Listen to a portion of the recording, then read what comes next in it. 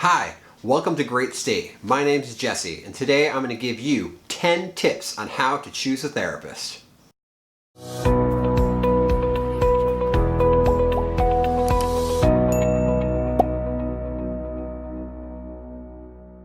As someone who is a marriage and family therapist and has been to therapy myself, I know that choosing a therapist can be an extremely stressful time.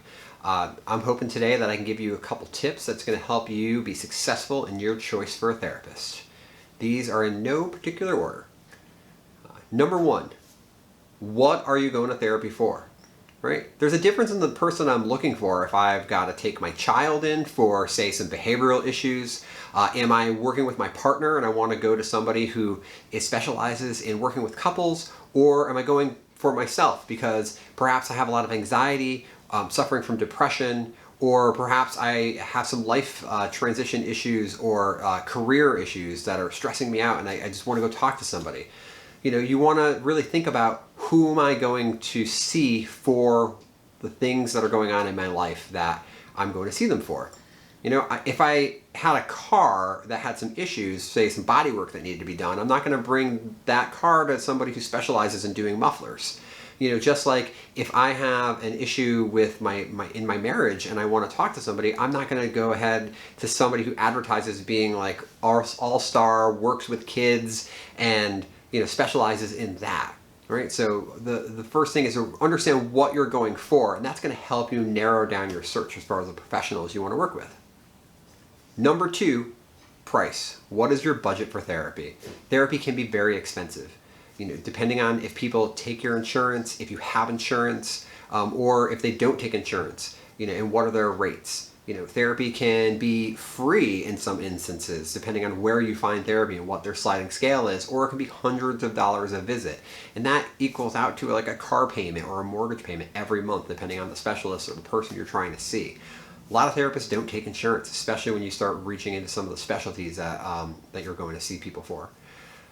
A lot of therapists do take HSA cards though, so if you have a health savings plan or something like that set up that works like a debit card or for like medical expenses, you can use that for therapy, so that might be an option for how you want to go about paying people for your therapy services. Most therapists should be able to offer you something that's called a super bill.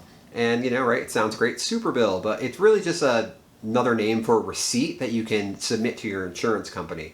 They might be able to then reimburse you for out-of-network costs for seeing that therapist, but that is in no way guaranteed. You can talk to your therapist about that, and you can talk to your insurance company about that to be sure about the details there. But it is an option that might be able to get you covered if there's somebody that you want to see that doesn't take the insurance that you already have. Another option for thinking about costs involved with therapy is to consider seeing like an intern or somebody who's newer.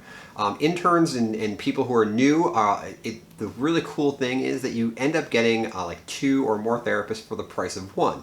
As an intern, when we're doing our rotations, right, we have a clinical supervisor, somebody that we're discussing all of our cases with. I know in grad school, there were times where I actually had to get permission from patients that I was working with to video record our sessions so that I can talk about them with my teacher, my clinical supervisor, and things like that. So, there are some options there that might be available for you to see somebody new, right? All the things that you're talking about with them are going to get discussed with their supervisor. They're going to advise them on how they're doing and what best approaches to do with you.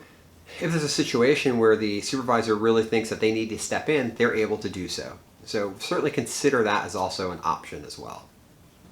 Number 3, get a free pre-consultation if you can. Right? Most therapists I know offer a free phone consultation before you ever see them for an appointment. Now, I'm not saying that this is therapy by any means and that you should expect, a 20, 30-minute phone conversation. But most people will offer you like 5 or 10 minutes of their time to talk to them so they can see what's going on. They get a snapshot before you even walk in the door, before you even commit to an appointment. This does a couple things. For one, on the therapist side, it lets us talk to you, hear what's going on, and also be able to tell you if that is something that we believe that we are able to do. I've definitely had people call me and talk to me about what's going on, what their situation is, and in the back of my mind I go, oh, there is a different therapist who I know personally that might be able to help them better than I can, and I can direct them toward that resource rather than wasting their time and money coming in to see me. when I know it's really not a good fit, or their particular issue is not something that I feel adequately trained to address. As the patient, when you call in and get one of these free consultations, right, you're going to get a good feeling about this person, right? How does their voice sound? Do they soothe me? Can they connect with me very quickly? Or do they remind me of my ex? That's the last thing you want when you go to therapy. So if you can, get this 5-minute consultation just to kind of talk to the person and see what's going on. And that's going to give you a good idea of whether or not this is a good fit before you ever walk in the door. Number 4, your comfort is very important.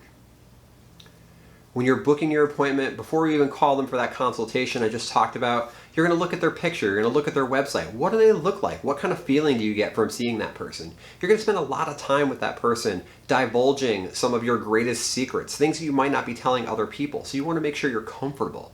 That being said, right, do I want a male or a female therapist? There are people that I've worked with for some time who at a certain point decided they needed to switch over to working with a woman because some of the things they wanted to talk about, they didn't feel like they could talk about in session with me. And that's perfectly okay. And I was so happy to give them some recommendations of people I knew that would be better able to assist them through that time. Nothing's worse than being in a room with somebody and realizing that they're holding back and telling you things and just wanting them to be able to open up or to find somebody they can open up to. Another consideration is, do you want an older or a younger therapist, right? Older therapist who perhaps has been in practice for a lot longer, is going to have a lot of experience. So that's fantastic. But if for some reason you don't feel like you can connect with them, and maybe you feel like they're disconnected for what the life is of a 20-year-old, you're right, versus somebody who's younger and more in your same age demographic, right? That's something to consider. Like, what is my comfort level working with them? There are pros and cons to all these, and it's something to take into consideration as you're going about doing the research on the person that you want to see. So take that in mind as you're looking at their picture, you're looking at their website. What kind of vibe do I feel from that person? What is it that I'm working on, and who do I feel comfortable talking about that to? Number 5, teletherapy or in person. Today, due to COVID-19 and the pandemic and social distancing, many therapists have gone to completely online or are offering both online and in-person sessions. So you have to ask yourself, is teletherapy something that is good for me? There are some pros and cons to teletherapy, but I will say one thing for sure is that for most things that you want to talk to a therapist for, teletherapy is a viable option that is just as good as seeing somebody in person. The question is, what are you most comfortable with? Do you want to be there in person, sitting on their couch, talking to them? Or are you comfortable in your own home, sitting in your pajamas, or pajamas from the waist down, talking to this person via teletherapy? What are your technology limitations that you may or may not have at home versus driving in to see somebody in person, and where's your comfort level with that?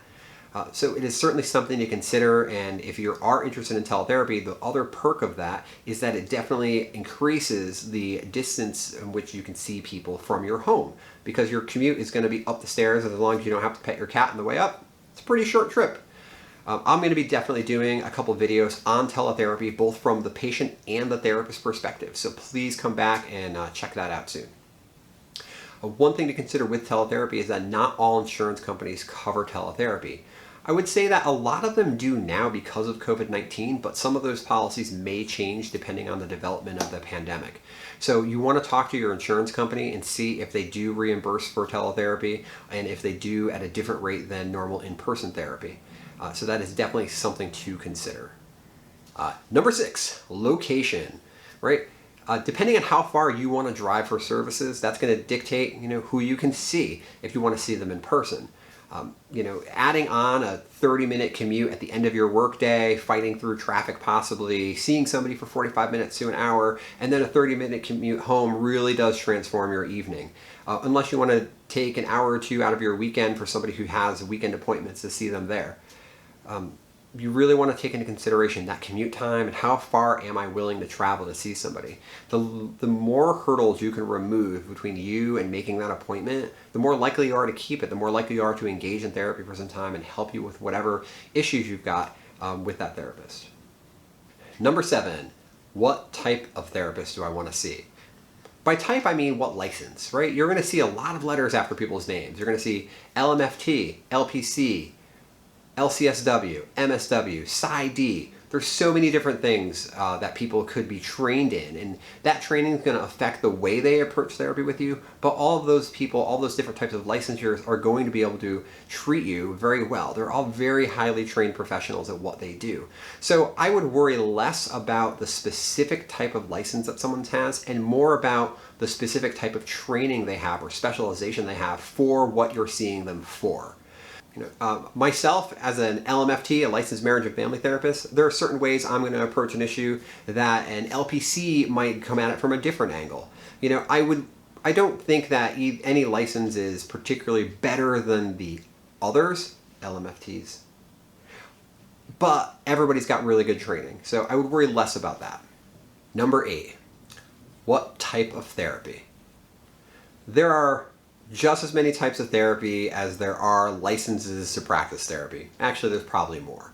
You're going to see a lot of different letters and names for these therapies, whether it's structural, Gottman's, IFS, EFT, CBT, DBT, and the list goes on and on.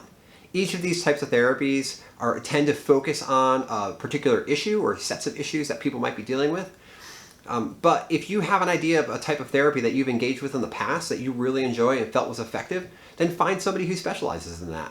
Also, don't be afraid to ask when you talk to a therapist, when you're thinking about having an appointment with them, what do they specialize in? What kind of modalities do they practice in? What kind of training do they have in those modalities? If there's something that you're particularly looking for, don't be afraid to go ahead and look for it. Otherwise, trust your therapist to be able to pick the type of modality that they're going to use to address the issue that you bring to them. And if things aren't working out, it's okay to tell them that.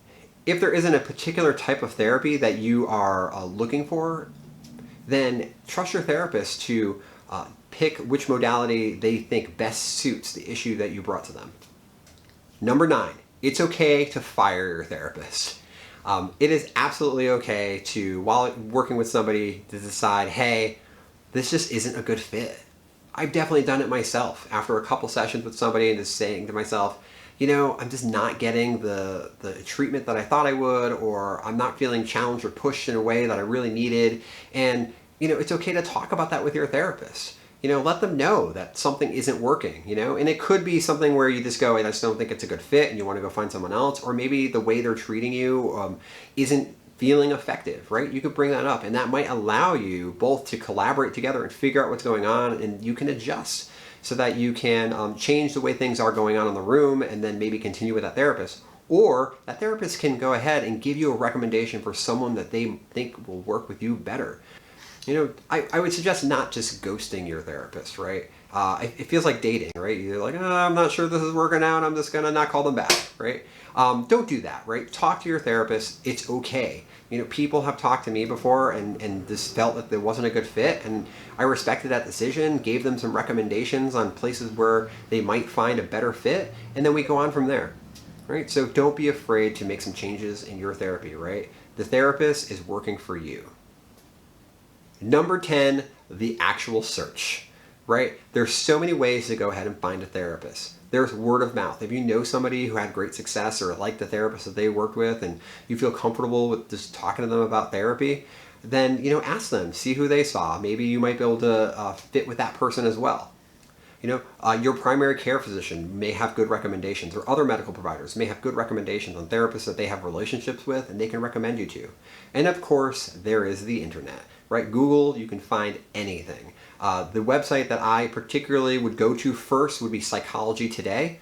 This video is not sponsored by them by any means, but I have a profile in Psychology Today, and most therapists I know have one there, at least for a time. And there you can go ahead and scroll through and see photos, see what types of training people have, see what types of therapy they engage in, read a blurb.